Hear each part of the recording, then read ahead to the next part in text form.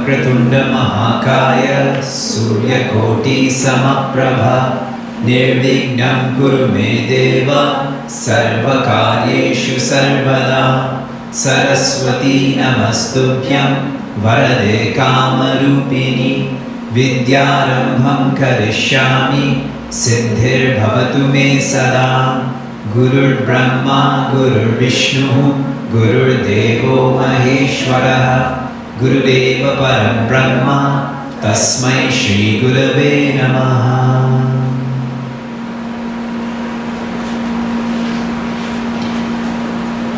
In Srimad Bhagavad Gita's chapter 11, Prince Arjuna wants to know Bhagavan Krishna more clearly.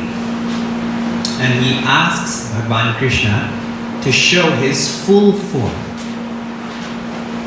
And if you read commentaries on chapter 11 of Srimad Bhagavad Gita, many commentators, they write that Arjuna is given the Divya Chakshu, the Jnana Chakshu, these special eyes. And with these special eyes, he can see that Bhagavan Krishna has 1,000 heads, and 1,000 arms, and 1,000 legs. This is what Oppenheimer had described as the light of 1,000 suns. I read a different interpretation of this. When Prince Arjuna wanted to see Bhagavan Krishna's full form, he wanted to see God. He was given these eyes of knowledge, these divine eyes. And it wasn't that Bhagavan brought on 1,000 heads or arms or legs, but rather Arjuna's blinders, Arjuna's ignorance was removed, and he came to see what was always there. So Bhagavan didn't change, Arjuna changed. And we chant this on a regular basis. The second shloka of Guru Stotram says, Ajnana Timirandasya. Because of my ignorance, I'm blind. Blind to the divinity outside of me, blind to the divinity inside of me. So, Jnananjana Shalakaya. I take this ointment of knowledge and I apply it to my eyes. Then, Chakshurun Militam Yena. I become the person whose eyes are open, the one who can see. The Yoga Sutras, yoga is not about changing the world. I'll say that again in case you misheard what I said, because it seems very anti-development. The Yoga Sutras, the vision of yoga is not about changing the world. It is about changing yourself. It is about seeing your potential. It is about seeing your nature. It is to be independently happy. Because you can only share what you have. If I'm unhappy, I can only give you misery. But if I'm happy, I can start to share the same with you. And I appreciate this honesty of this vision because it's most efficient, most effective. When little kids eat a big meal, what do smart parents do? They keep sectioning off portions of that meal. You just eat this part. And then they finish that. Oh, there's another part there. You eat that. There's another part there. You eat that. A smart parent won't say, eat all of this at once. Right? You change yourself, you will naturally start to change the people in your home. Isn't it? If one of you starts to come on Sundays for our Bhagavad Gita classes, that affects everyone at home.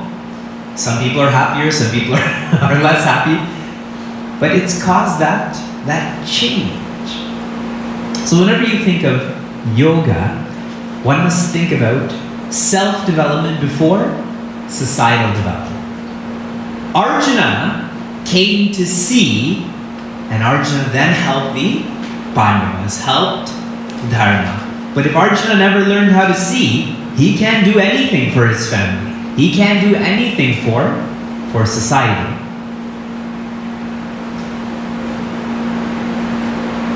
The message of yoga is be your best.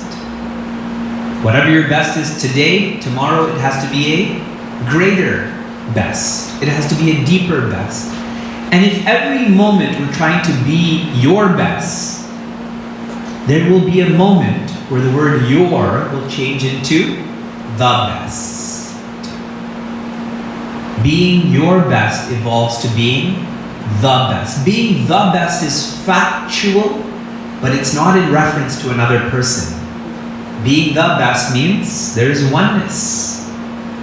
That is Advaita. That's why I said it's factual.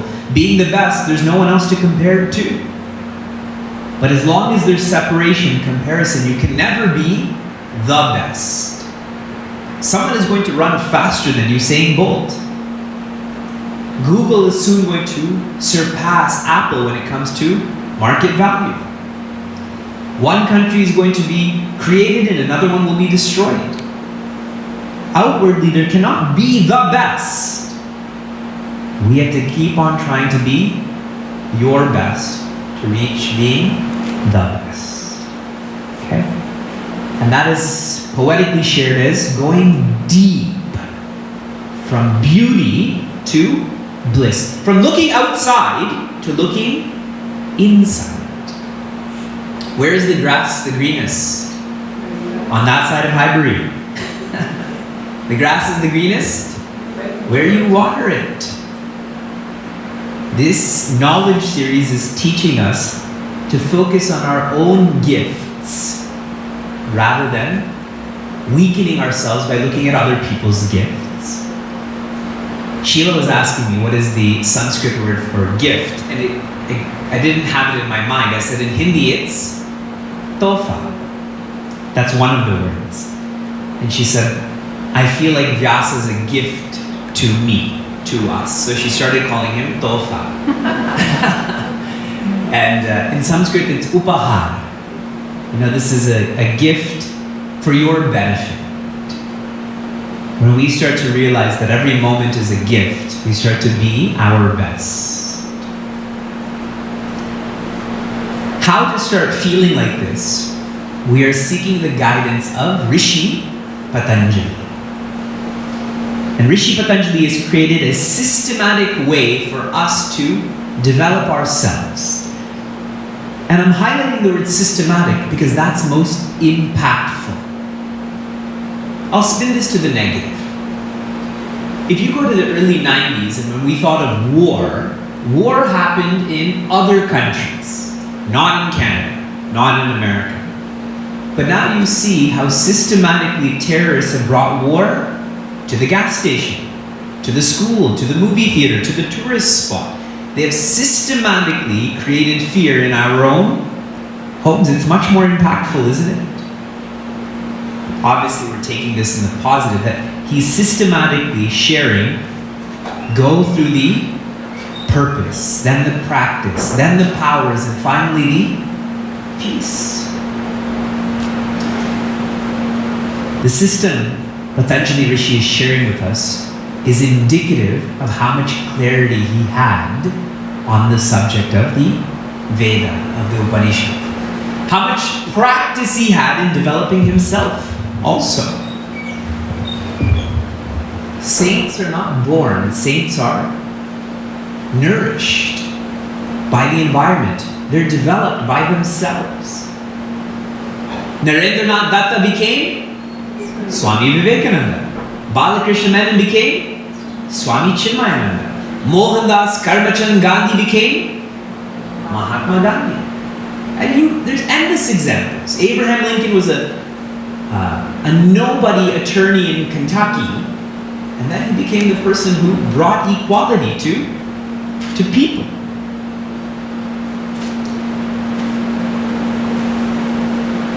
So we thought about the vision of yoga, we thought about the one who's communicating this vision, and now we're reaching the Yoga Sutras particularly. For us to be impacted by the Yoga Sutras, we need to want to grow. if we don't want to grow, these Yoga Sutras are just a hobby. And so if I were to ask all of you, how many of you want to be enlightened? How many of you want moksha? It's because I've hammered it into you for so many years. But generally, people just want a little bit more pleasure. That means, instead of 2-day weekend, 3-day weekend on a regular basis. You can turn it down just a little bit. Thank you. I'll adjust my voice accordingly. They want a little bit more possession. Instead of having, if you have a parking space 5 rows back, I'll have a parking space in the front. A little bit more position. That when Facebook, the feed comes down, that my stories and my quotes are at the top. That's all we want. To us, that is moksha. The Rishi Patanjali is trying to wake us up to, do we really want to benefit? Do we want moksha? The idea being, if we're clear about what we need, we will apply ourselves. But if we're not clear about what we need, we won't apply ourselves. The Harvard Business School had a study done where they asked people what they wanted. So they have this list of things they wanted. And then they asked people what they're doing, and there was no alignment. I want this, but I'm doing this. So if you want relaxation, the Yoga Sutras are not the right text. If you want to be a better spouse, Yoga Sutras are not the right text. But if you want independent completion, once and for all, this is the right manual. This is the right scripture. What is our relationship with this Shastra? We have a lot of friends who are students to become pediatricians or are pediatricians. And so whenever we have a question about Vyasa, we're able to ask them these questions. Now, if they have a legal question, they can ask Sheila, correct? But if they have a child question, they can't ask Sheila because she's a new mother, generally. When it comes to being with a guru, when it comes to being with the Shastra, why ask worldly questions when they can provide what the world cannot provide? Guidance to the self. So think hard about what yoga means to you, what Rishi Patanjali means to you, what the sutras mean to you. Yesterday we took up the practice of yoga. And the first sutra we studied in terms of practice was number 1. And this is the one that I had asked all of you to memorize. So what was that sutra? Tapaha Swadhyaya Ishvara Pranidhanani Kriya Yoga. He's saying Kriya Yoga is feeling the presence of Bhagavan, of Ishvara, in every moment. But how do you get there? Swadhyaya, which is study. And once you study, tapa, which means following that. You know why a lot of people don't study? What's a favorite worldly term or excuse to not study? I'm busy. I know it. Ignorance is bliss. See, if I don't study, then I can be ignorant and proclaim that's my excuse. But once you study and says you should wake up at this time and you should try this virtue and so on, then you can't say ignorance is bliss, correct? That's why people don't do Swadhyaya. Because that means tapa has to come next. I repeat, the importance of studying. We have to know to benefit. What is the Tirupati of North America? People say Pittsburgh, but there's actually a more functional Tirupati of North America. Niagara Falls. Correct. Point being is that anyone who visits you, you bring them to Niagara Falls, correct? Again and again and again. So imagine you've never been to Niagara Falls, and you're driving from London, and you're driving to Niagara Falls, and you're in Niagara Falls, but you don't know it. You're in the geography, but you don't know it. Since you don't know it, you don't drive to Clifton Hill, correct? You don't go on Made in the Mist. You don't go to the IMAX movie because you don't know you're in Niagara Falls, even though you are in Niagara Falls. You don't know it, so you can't benefit. Our nature is bliss, independent completion, ananda, but you have to know that to benefit by it, correct? Swadhyaya. And the sadhana I gave you for this sutra was? Be proactive. Be proactive to not hit the bottom before you start to study. All of you have come here for one out of two reasons. The proactive have come here out of inspiration, and the reactive have come out of desperation. Isn't it? Why do people go to the gym? Because they've been diagnosed with diabetes. But the proactive people don't want to get diabetes, so they go to the gym. So be proactive in all affairs. The second sutra we studied, it was number 3. What stops us from swadhyaya, tapaha, ishvara pranidhana? Avidya. Avidya is ignorance or feeling separate. With avidya comes asmita. Asmita means ego. I feel small. With asmita comes raga. I feel sad. That's why I have likes. I like you. It'll stop me from being sad. Where there's raga, also there has to be dvesha, which is feeling stress. That's like our middle name now, isn't it? I read one onesie that said, my name is no. Because, to a baby, what do you keep telling them? No, don't touch this, don't eat this, don't go there. They think their name is no. Our middle name is stress. And our next middle name is busy. I'm stressed and I'm busy. Raga, dvesha, and finally there's abhinivesha, which is body identification. That's being stuck. Separate, sad, small. Separate, small, sad. Stressed, stuck. And to get out of this, so that we can keep on studying and burning our comfort zones, what was the sadhana for the third sutra? Reflect. Keep reflecting.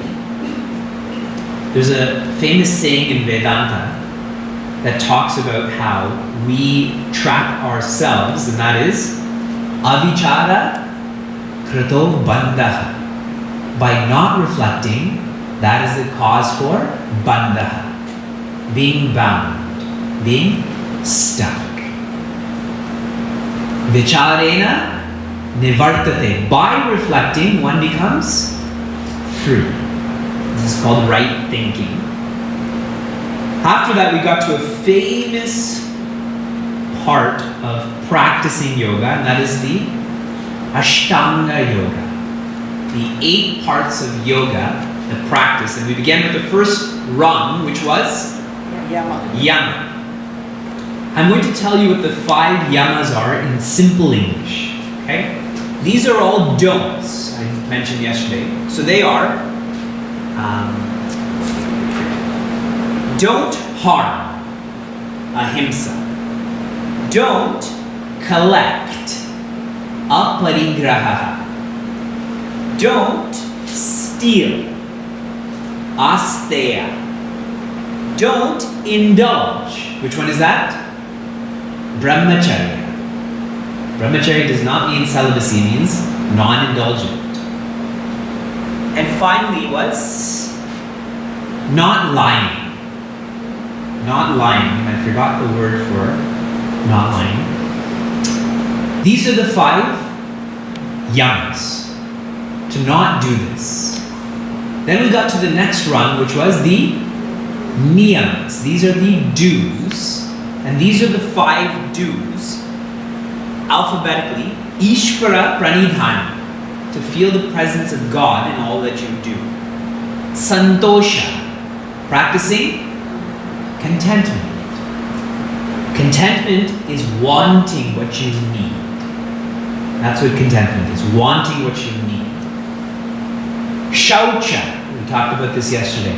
That is cleanliness. Outer cleanliness should lead to inner purity.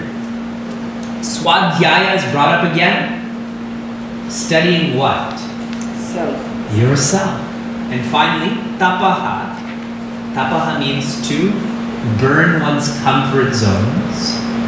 These are the 5 do's.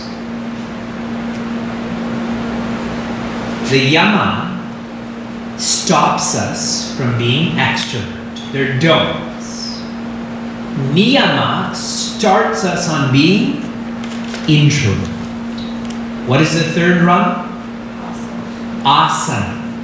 Asana, now I'm starting to be more introvert. Asana helps me to balance the body. Asana only addresses the body. Rung 4, pranayama, which brings balance to the breath. Remember the 5 sheaths: body sheath, breath sheath. That's it. Pranayama only addresses the breath sheath. Rung 5 was pratyahara. Pratyahara is now not about the body or breath, it's your thoughts are being balanced. People think of pratyahara as being disciplined in diet and sleep and all of that. Fine, but the reason is to balance the mind. The 3rd sheath is the mind sheath. Once the mind sheath is balanced, what is rung 6? Dharana. And rung 7? Dhyana. They're just different in the amount of effort. That's the intellectual sheath, the Vijnanamaya kosha, where I'm becoming more and more dedicated to knowing who I am, to that bliss. And finally, rung 8 is Samadhi. Do you remember what I said Samadhi means? What does Sam mean? Well. Fully. The place. The ego is well and fully placed in the spirit. In bliss. So this is how the Ashtanga Yoga is actually going through the different levels of the personality till you get to the deepest part. And the sadhana I gave you for the 29th sutra was be committed. We have to balance that sheath before we can get to the next one. I asked you to be practiced simultaneously or serially. Serially, you can't get your master's if you don't have an undergraduate degree, correct? But the ego thinks I can do both. Requires a lot of honesty. We then took up Sutra 33, where Rishi Patanjali says, now that you're going to be practicing these dimensions of yoga, you have to help yourself. So he says, whenever distracting thoughts come, whenever you're being pulled away from these rungs on the ladder, you should think the opposite. When I feel like I really need to eat chocolate. Okay, what's the pratipaksha bhavana to eating chocolate? Go for a walk, eat an orange, like that. I was speaking with a gentleman on resilience, and he gave a wonderful example of pratipaksha bhavana. His daughter had made him a starfish out of clay. And she was going to give this to him at home, and when she was about to give it to him, it fell and broke in half. And he was waiting for her to cry. You know, she put in all of this effort to make him this starfish, and she picked it up and gave it to her dad and said, now it's a sailboat. You know, it has a peak in the two sides. What beautiful pratipaksha bhavana. Instead of focusing on I broke the starfish, she was reframing it to now I'm giving him a sailboat. Whenever that negative thought comes, bring in a positive thought. They both get neutralized. Practical, no? And so your sadhana for the 33rd sutra was be positive. A little bit more about this sutra. Swami Satchidananda, who's Swami Chinmayananda's batchmate, their Guru Bhais, he says we all have to be analysts. What does a sports analyst do? They know everything about sports, correct? A business analyst knows where the markets are going to go before anyone else. We should be mind analysts. We should already know how our mind is going to move. That's why I said, introspect, detect. Treat your mind like a science experiment. Get to know who your mind is. And this requires vigilance. It requires us to be careful. Swami Chinmayananda says, vigilance is a death-long discipline. Which really means how long do you have to be disciplined? Till you die. Someone had asked a sadhu, when will I be able to control my mind? And his response was, 3 days after you die. 3 days after you die, meaning, till you die, the mind is going to be in control. But till the end, we have to be vigilant. I was with Swami Tejamayan and someone asked him, how long do I have to be patient for? Just think of the question, how long do I have to be patient for? What if he said 5 minutes? Then you can go back to normal. You have to be patient forever. You have to be patient with the person till they die or you die. Whichever one comes first. But these virtues have to be practiced forever. And if practiced forever, the last sutra that we studied yesterday was Tataha. Tataha implies that you've done everything in the practice portion. We've taken the essence of that. Kshiyate. What will start to perish? Avarna. The avidya will go away. The stress will go away. And what will be there? What was always there? Prakasha. Bhagavan Krishna didn't bring on more heads. Arjuna only lost his myopia. His cataract was taken away.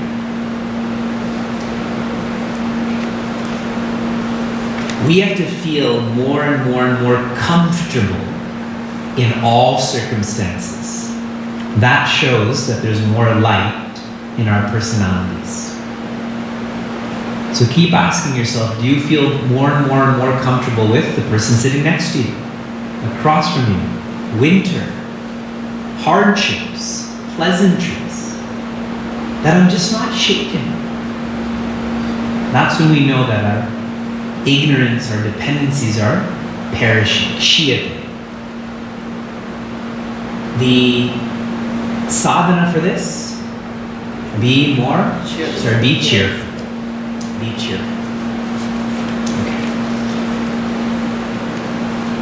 I hope everyone's clear about the purpose of yoga and the practice. Now before we shift to what's the third part? Power of yoga. And really I know that's why you're here. You just want to know how to develop these siddhis. Let's reread the sutras that we've studied, and I want you to feel the words of the sutras and the sadhanas I gave you. Okay? Repeat after me, but the first one we should have memorized. So let's chant the first sutra we studied together. Yogas chitta vritti nirodha. Thanks for chanting that with me. Okay, then after that we studied sutra number 12.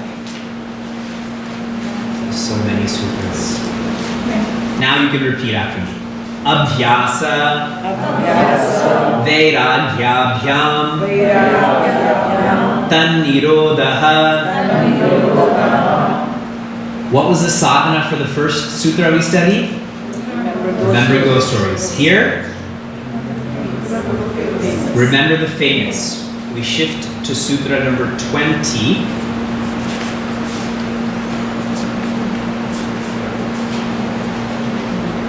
Shraddha, Virya, Smriti, Samadhi, Prajna, Purvaka, Iti Resham. What is the sadhana for 20? Remember your fridge. Next, Vyadhi, Sthana, Samshaya, Pramada, Alasya, Avirati, Bhranti Darshana, Alabdha Bhumikatvan, Anavastatattvani, Chitta Vikshepaha, Te Antarayaha. The sadhana? Remember the sun. And then Maitri. This is Sutra 33. Maitri, Karuna, Mudita, Upekshanam, Sukha Dukkha, Punya Punya, Vishayanam, Bhavanataha, Chitta Prasadanam. And the sadhana for this, remember the ocean. 5 remembers. The practice section. Tapaha, Swadhyaya, Ishvara, Pranidhanani, Kriya Yogaha. Sadhana, be proactive. Avidya, Asmita, Raga, Dvesha, Abhiniveshaha, Kleshaha. Sadhana? Be reflective. I'm on 29 then. Yama, Niyama, Asana, Pranayama, Pratyahara, Dharana, Dhyana, Samadhayaha, Ashtangani. The sadhana? Be committed. 33. Vitarka, Badane, Pratipaksha Bhavanam. Sadhana? Be positive. Tataha, this is 52. Chiyate, Prakasha, Avaranam. And the sadhana? Be cheerful. Everything we've discussed, possible? Will you do it? So now we shift to the powers of yoga. This is called the Vibhuti Pada. This is what you can develop if you know the purpose, if you know the practice. I'm taking up the 4th sutra. This is not to be memorized. I'll tell you which one to memorize. This is the 4th sutra. Trayam, Eka, Atra, Samyamaha. Samyamaha means well collected, well disciplined. Atra. Atra means here. Eka, all are here. Trayam. The Trayam here means Pratyahara, Dharana, and Dhyana. To bring the mind and intellect together is called Samyama. And some people interpret this as not pratyahara, but dharana, dhyana, and samadhi. Okay, so you can take it either way. Why I hesitate to use the word samadhi, because in samadhi, everything is one. Then even the Yoga Sutras don't have a full meaning. But if we go with the traditional interpretation, the traya here means dharana, dhyana, and samadhi. When they are brought to become one, that is a solid collection. In simple words, that's called focus. But not ordinary focus. Please don't think that. This is dharana, one thought with a lot of effort. Dhyana, one thought with no effort or little effort. And then samadhi is, you have become that one thought. This is divine focus.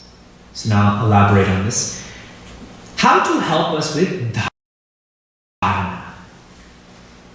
Dharana is one thought with a lot of effort. The only way to develop having one thought with a lot of effort is when you have a relationship with Bhagavan, your Ishta Devata. In this sutra, what Rishi Patanjali is saying is you have to have a personal God. Have to. No sports team is going to allow you to have one thought. Because sports is not that deep. No person will encourage you to have one thought. Because that person is imperfect. They're going to say something, they're not going to do something. But Bhagavan, the Creator, is perfect. And that's the only altar which will encourage us to start to have one thought. Dharana. Dhyana is the same thought but with less effort. And that comes when we know Bhagavan more. The more we know about the Creator, the more we come to love the Creator. And Rishi Patanjali says our thoughts should then be like ghee. What does ghee mean? Butter, but refined butter. Ghee, when poured, is unbroken. If you pour ghee, there's a viscosity to it. If you see any oil commercial, not that anyone changes their oil personally now, but you see synthetic oil, Castrol synthetic, and they pour that oil out, there's that viscosity that keeps everything together. Dhyana is when you have that one thought and it's not broken. See how distracted we are. Even as I'm saying distracted, you're thinking about distractions. But dhyana is unbroken. And samadhi is bringing in vairagya. What does vairagya mean? Prioritization. What else does vairagya mean? Determination. Think about it literally. What does raga mean? Likes. What is a Hindi word that sounds like raga? Rang. Rang means in English? Color. And the prefix vi means without likes or without color. Vairagya means to see the world as it is. Right now, the world we see is the ego's world, correct? I like this section. There's more people sitting here. I dislike this section. There's less people sitting here, correct? It's my own ego's world. In this room, even though there's one God's world, there's 40 ego's worlds, correct? But for someone to be in samadhi, you are so focused on that thought where it's directed, you become one with that thought, one with that altar. So you get to see where that thought is actually going. What is the last thought you're going to have tonight? Last thought. Ram, okay. She meant Ram as in Rama, as in joy. I want to sleep, I want to sleep, I want to sleep, and when that thought goes away, what are you doing? Sleeping. Isn't it? Think about sleep. We're not right now, but intellectually think about sleep. First it's dharana. You go home, you change your clothes, correct? Now it's one thought, I'm going to bed. Now you're lying down in bed, maybe you're reading something, you're chanting Rama's name. Now it's dhyana, 2. Forget about the person sitting next to me. Forget about how I look. You put the book down, the mala down, you close your eyes. Now there's only one thought with even more focus. I want to sleep, and then soon you are sleeping. Now tell me, do we think about anything in life like this other than sleep? But this samyama has to be directed towards the creator, directed towards the self. If I can bring this to a more relative level, the most powerful part of creation is the mind. Our mind can take us anywhere at any time. I say Hawaii right now. Tell me what you're thinking. Some people are thinking about flip-flops. Some people are thinking about a volcano, a flight, winter's coming, commercials. And I just use 6 letters, correct? Hawaii, I think. It's so powerful. If you think about your last dream, that dream population, the dreamer, and the dream experience was all just a projection of your mind. And if you want me to really blow your mind, how do you know you're not dreaming right now? Your mind is capable of doing this, correct? Last time you dreamt, you did it. How do you know definitively that you're not dreaming all of this up right now? That's why London has a lot of psychiatrists. Too much Vedanta, too heavy. I had read somewhere that the longest dream we have is only 90 seconds. But when you're dreaming, it doesn't feel like 90 seconds, isn't it?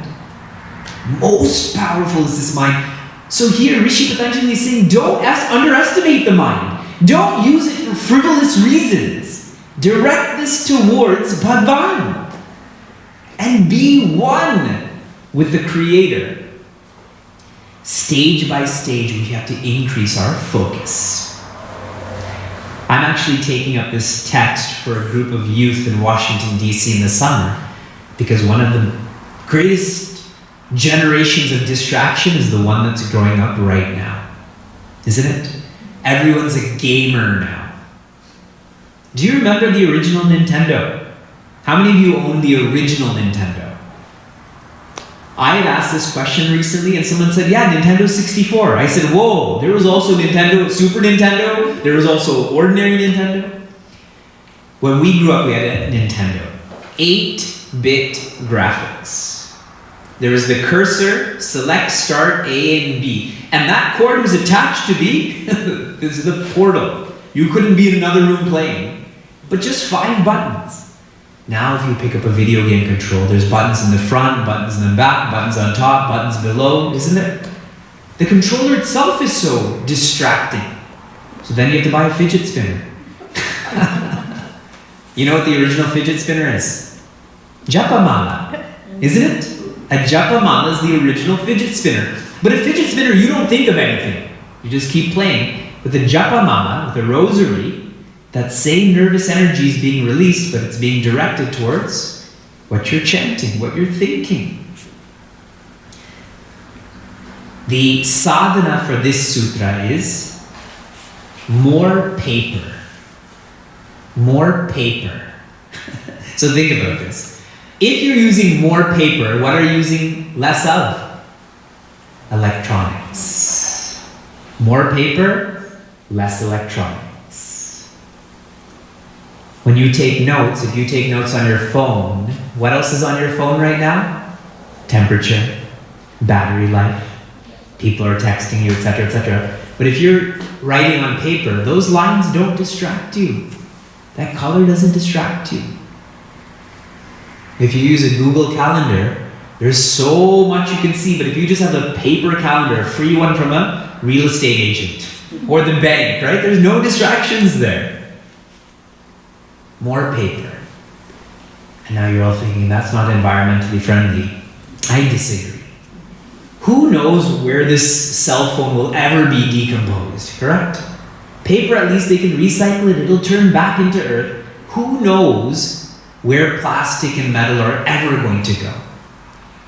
You know what the carbon life of styrofoam is? 200,000 years. If we put a styrofoam cup in the ground today, only after 200 generations will that cup not be here. Generations. If I put a paper cup in the ground, maybe in a year, it'll be mushy enough to become soil, I think. So don't play that environmental card. We have no idea what we're creating that's hurting the environment. I shift to Sutra number 12. Shanto. Shanto. I'm going to repeat. Go back. Shanta. Shanta. Uditau. Uditau. Tulya. Tulya. Pratyayau. Pratyayau. Chittasya. Chittasya. Ekagrata. Ekagrata. Parinamaha. Parinamaha. In this sutra, Rishi Patanjali says, Parinama. Parinama means to bring to a point. Ekagrata. Bring all the thoughts to one point. All the thoughts, chitta. What kind of thoughts? Shanta. Shanta here means past. Shanta means past. And udita means future. Tulya pratyayau, make them the same. The past thoughts and the future thoughts, bring them together in one point, is what is being shared in this sutra. Rishi Patanjali is sharing with us how to develop stage by stage, going from dharana to dhyana to samadhi, is learn how to think. And he's saying here about the past and the future, to focus on the present. And I want to open this up some more. Tell me 3 indications of a distracted mind. A mind that is impure. How do you know if you have an impure mind? Worry. Keep going. Wandering. Not focused. All good. Keep going. Forgetful. Is that what you said? What did you say? Yes, forgetful. You've got 2 of them. There's one more that you're not catching yet. Careless, yes. Worry. Lethargic. Cannot think of anything subtle. Okay, so I'll tell you in order. The first indicator of an impure mind is a mind that's reactive. Reactive. When an influence comes from outside to push you, what do? React. Someone cuts you off, you start honking, you start showing different fingers. It's a reaction. Like a poor material reacts more. You burn fire, wood that has a lot of chemicals in it, it makes a lot of noise. Reactive. That's nobody in this room, correct? Nobody has a reactive mind in this room. Number 2 is distracted. A mind that is distracted. Now, where do distractions come from? If reactions are caused by outside influences, distractions are caused by inside influences. You sit in the morning for your puja, sit down for japa, and what are we thinking about? Regrets of the past. Why did I move to London? It's November and there's already frost on my car. Anxieties of the future. You know, who is my son going to marry? My son's 5 months old, I'm already anxiety of the future. So these are distractions that come from within. And the third is a mind that is lethargic. When Swami Chinmayananda began teaching the Upanishads in public, so many orthodox, I want to say they're scholars, they weren't really leaders. They said, you can't teach the Upanishad in public, only in the ashram.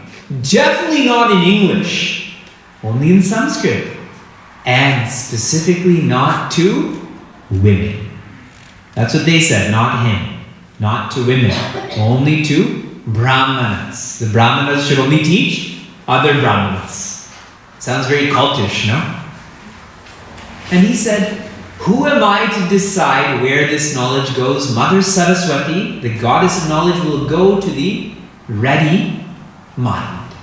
And he even said that if I'm teaching, sharing Mother Saraswati, and someone is not ready, they will either be distracted or they will be asleep.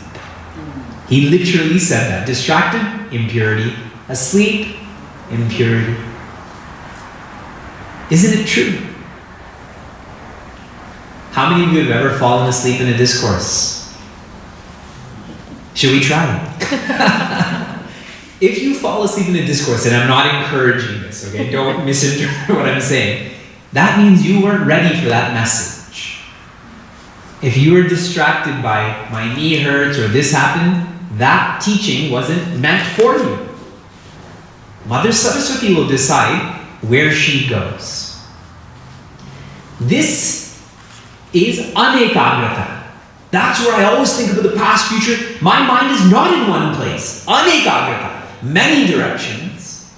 But now we need to think about what are indicators of a focused mind. Samyam. The opposite of a reactive mind is a balanced mind. This is called chitta shuddhi. Balanced. When someone cuts me off, I say, you needed to get there before me. Balanced mind. Outside factors are coming in, I'm balanced. Swami Tejamananda gave us a tip for this. He said, if someone calls you a donkey and you're acting like one, say namaste and stop acting like one. And if someone calls you a donkey but you're not acting like one, why take it personally? What would have the reactive mind done? If I'm a donkey, you're a donkey's son. But a balanced mind is, I'm not a donkey. I don't even have to respond to you. I just carry on. I think I've told you this before. I once went to someone's house for Bhiksha, not in London. And we chatted and we ate together. And as I'm leaving, they gave me a dakshina envelope with someone else's name on it. They didn't even know who I was. They had written someone else's name on it. What difference does it make to me? They can call me this or that. We had our satsang. I have dakshina for my work. What difference does it make? Correct? I should have gone back there. Hey, put my name on this envelope. Right? Do you know who I am? What's the point? Balanced. The opposite of a distracted mind is a concentrated mind. This is called chitta ekagrata. Concentrated mind.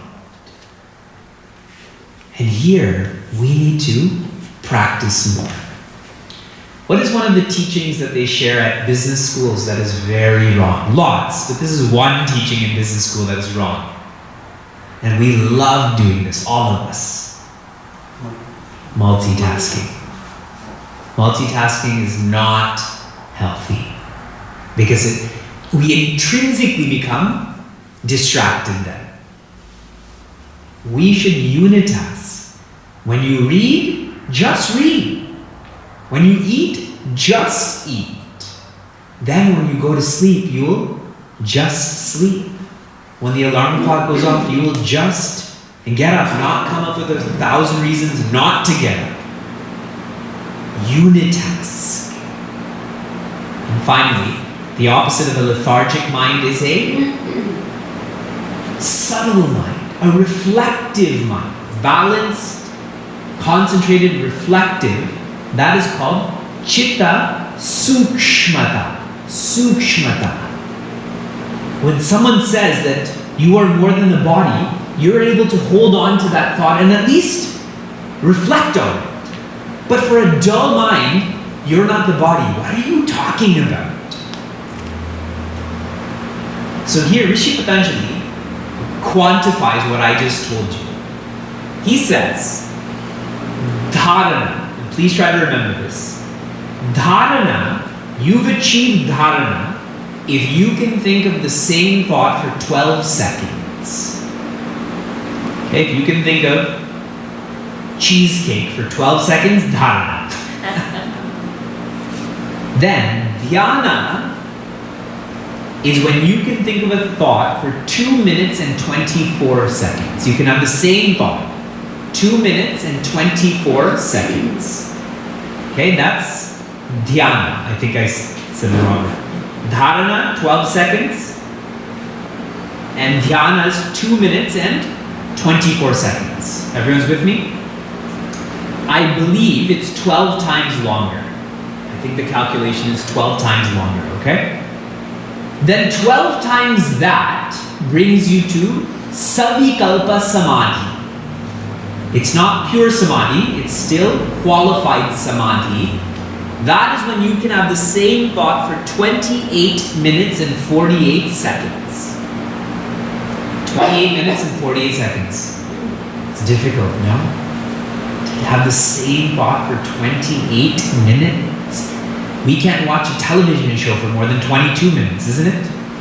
There has to be commercials in between. Savikalpa Samadhi. Savikalpa, with change. The ego is well and fully placed, but there's still some breaking in there. But then Nirvikalpa Samadhi. That is where the ego is well and fully placed once and for all, is having the same thought for 5 hours, 45 minutes, I should just stop. 5 hours, 45 minutes, and 36 seconds. Same thought. 5, 45, 36. You know what's most remarkable about this? Is that he knows this. Isn't it? That he's able to document this, which shows this is just play for him. The sadhana for the 12th sutra is more chanting. More chanting. The more japa we do, the less distracted we will be. Okay? How to bring this sutra to life? More chanting. Write it out, speak it, hear it, but more chanting of the same thought. Om Namah Shivaya, Om Namah Shivaya, Om Namah Shivaya. Life, life, life, life, whatever it may be.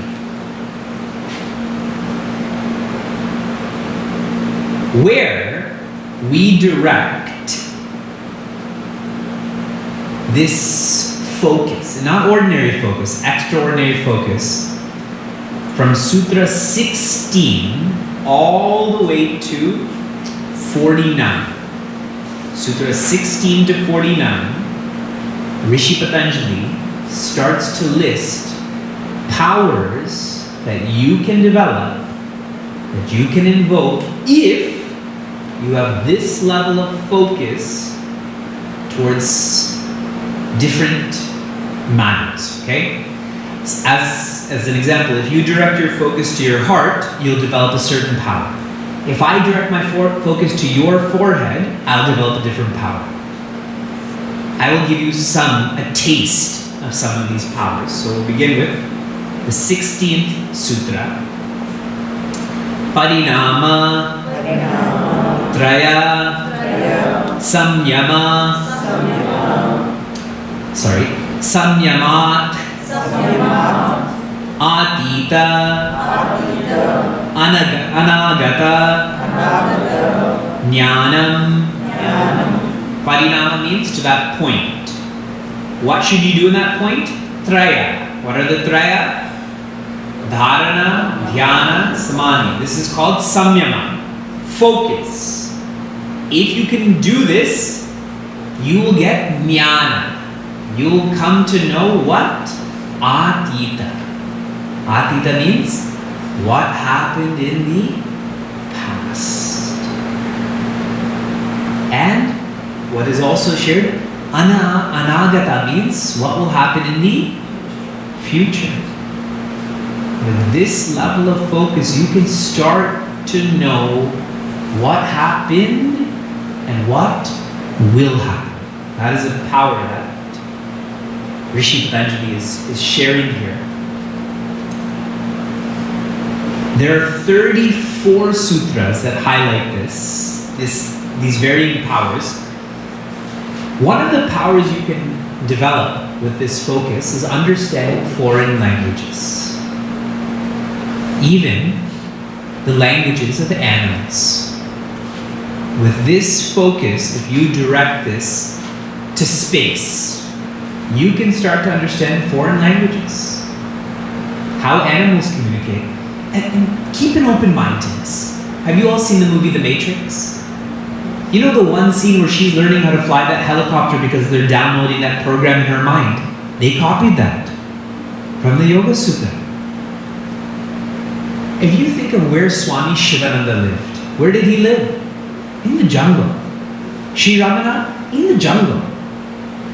And those animals were wild. These are not garden snakes, there are cobras there. They're not puppies, there are tigers there.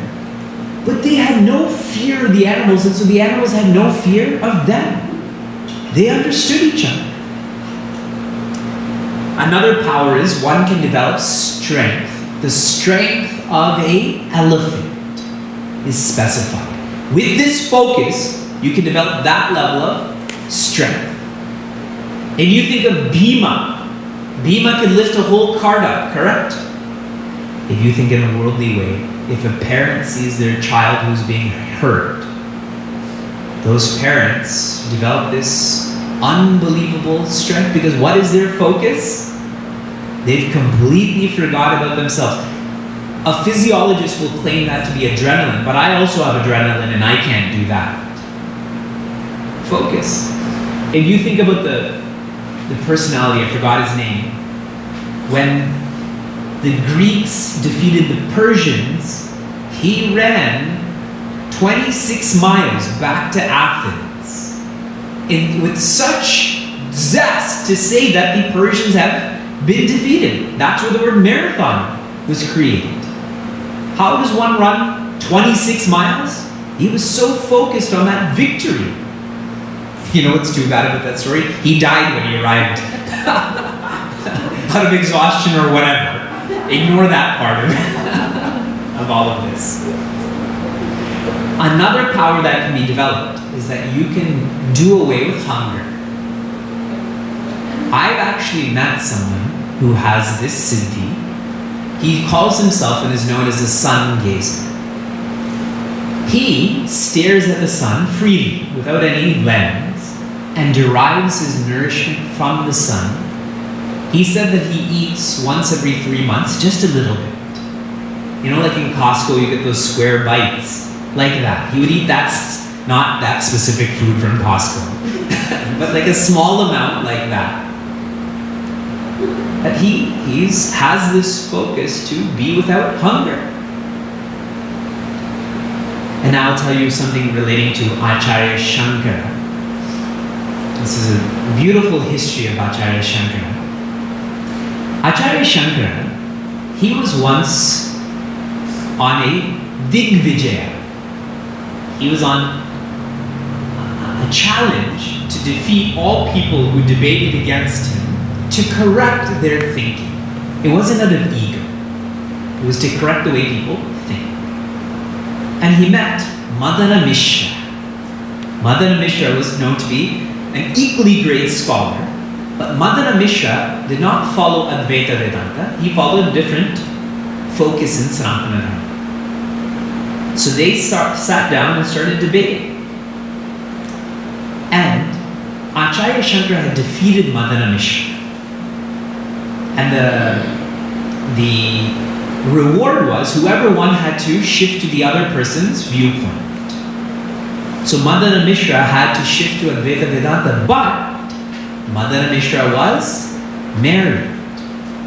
And upon marriage, traditionally two become one. So he also had to debate against Madana Mishra's wife. Her name was Bharati. She was actually an incarnation of Mother Saraswati. So he had to continue that debate with her, and she asked him a question about sexuality. She's married, he's not.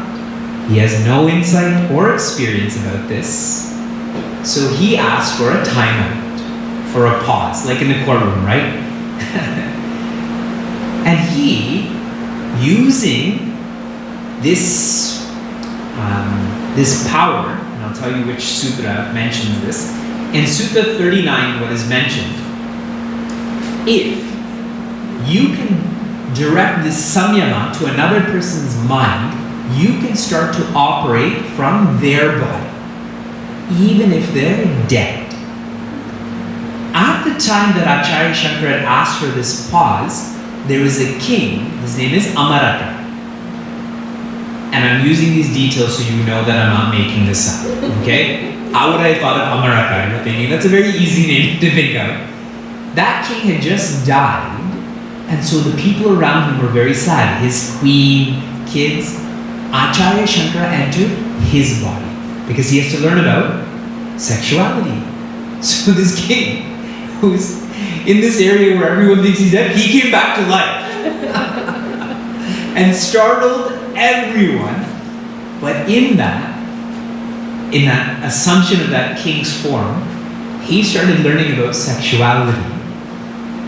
And at one point, his queen, she actually realized that this is not my original husband. And fortunately at that time, Acharya Shankara's disciples had found where he had gone, because they're preserving his body, like cryogenic freezing, like they're protecting his body, but they still had to find him because he hasn't come back. So they ended up finding him, and what did they chant to bring him back?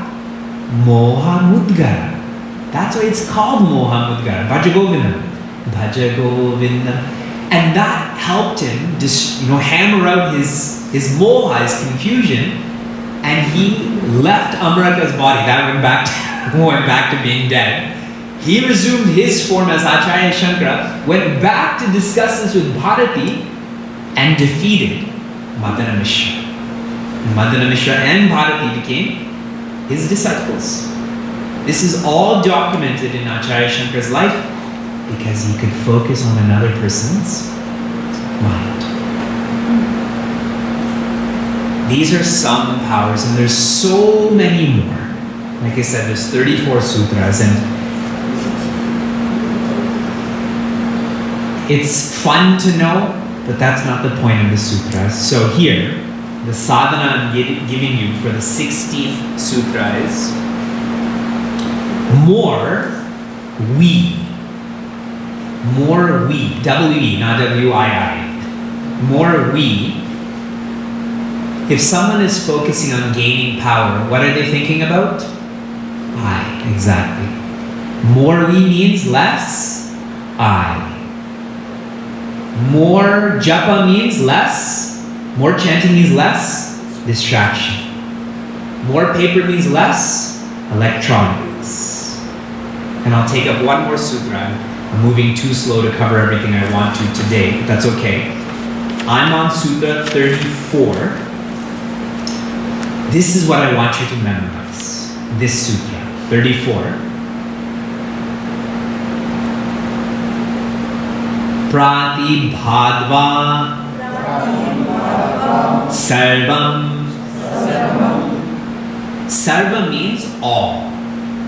All here means all of the powers that are written in the Yoga Sutras. They come to the one who has knowledge of themselves. In other words, to the realized person, to the enlightened person, all of these powers come naturally.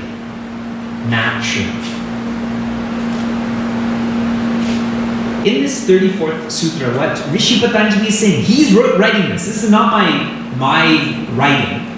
He's saying you can have this power or this power or this power, or you can have all the powers.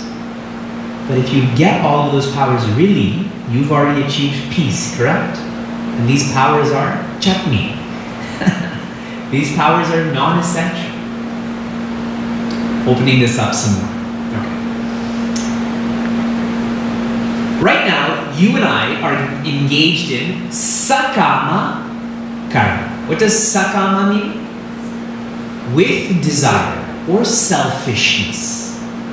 Our desires and thoughts and words and actions are for I. They're selfish. So Bhagavan Krishna in Bhagavad Gita brings in chapter 2, 3, 4, 5. Arjuna, you have to shift from sakama karma to nishkama karma. Without selfishness. From I to, or from me to we. When one gets to nishkama karma, one develops chitta shuddhi. Chitta shuddhi I've already described to you. Having a balanced mind, having a concentrated mind, having a reflective mind. Once chitta shuddhi comes in, I have this type of mind, I will naturally deserve a guru. And the guru is going to come with his jnana. This is called jnana pramana, authoritative knowledge. Not casual, not another ignorant person, but they're going to come with authoritative knowledge. And what makes it authoritative? I'm ready for it. The message doesn't change, but I'm ready for it. Swami Tejamananda was sharing, he had finished a discourse once and someone came up to him and said, Swamiji, I think you're getting better at discourses. He said, I'm not getting better, you're getting better. Isn't it? That person now is treating that knowledge with authority. He never treated it authoritatively before. Jnana pramana. And once that authoritative knowledge comes in, last is ahankara tyaga, where you renounce the ego. Renounce the ego. And once you renounce the ego, who are you? What remains? Brahman, the infinite. Infinity includes infinite possibility. Infinity naturally presumes infinite possibility, which is why when someone says Buddha is the only God, how can you deny Jesus or Sri Krishna? If I say Buddha only, that's denying possibility that infinity is also Jesus or Sri Krishna, correct? See how little people know about infinity when they make such remarks. And making this more personal, when you say that that person is God but not you, you're again denying infinity. You're saying that infinity is everywhere but you. That's the thoroughness of Advaita Vedanta. That if there's infinity, that means you, me, we just don't know it. And I always like to think of someone who had told Sheila and I not to put Bhagwan's picture in our bathroom. And I looked at that person and said, you're telling me God is everywhere in this universe but this bathroom.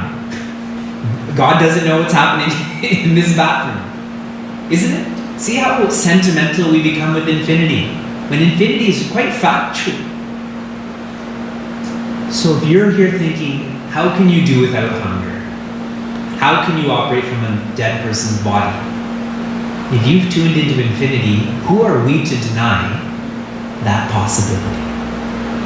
It's all included. And on a very practical level,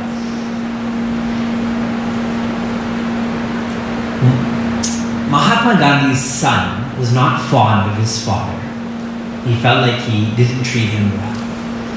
In certain instances, even Sri Kasturba Gandhi, she also said that my husband didn't treat me very well. Mahatma Gandhi, who was he looking out for? His family or everyone in the country of India at the time? He was identified with humanity, not just India, but for every nation that was under oppression.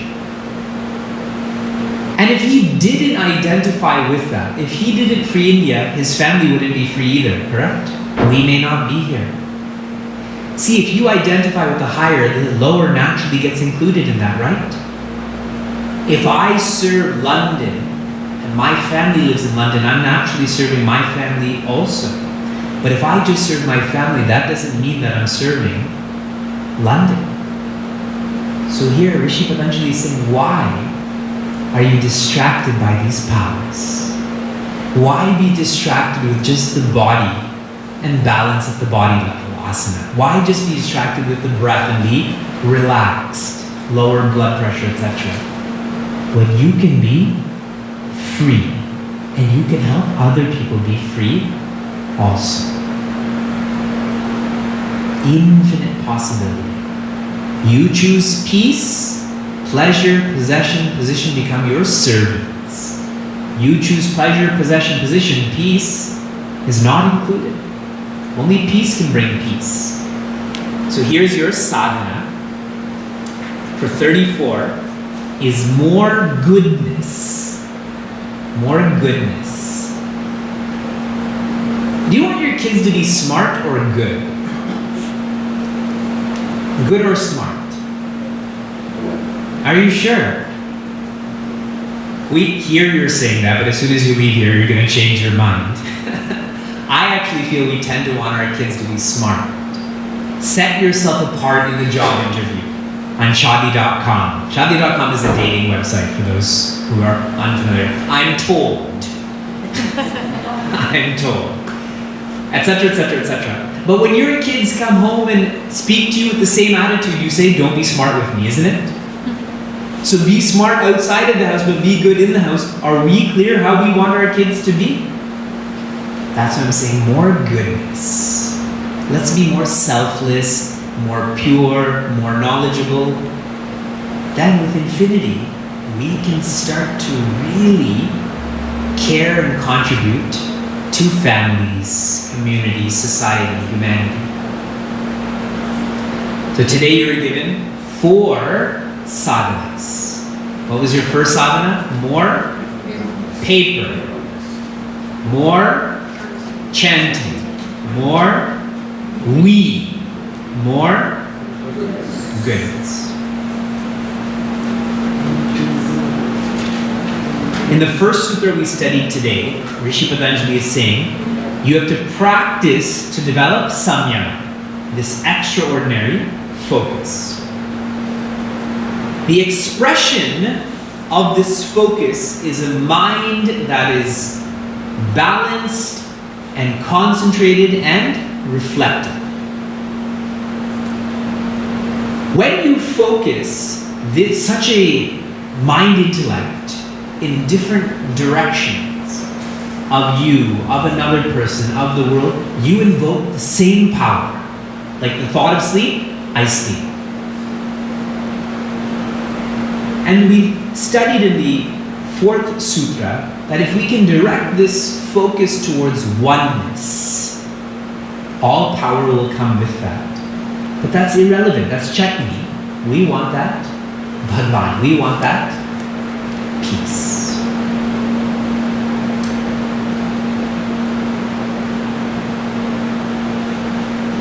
Our lives are moving in a terrific speed.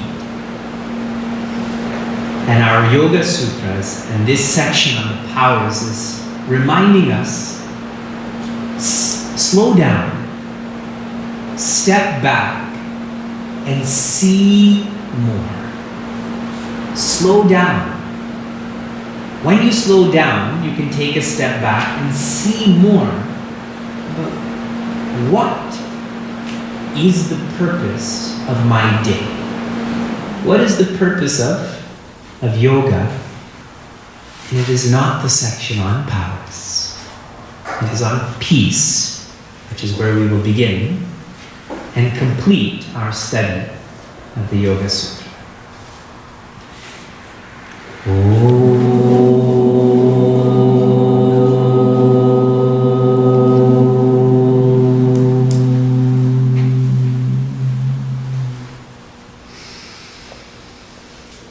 Om Sarve Bhavantu Sukhinah, Sarve Santu Niramayah, Sarve Bhadrani Pashyantu, Ma Kaschid Dukkha Bhag Bhaved.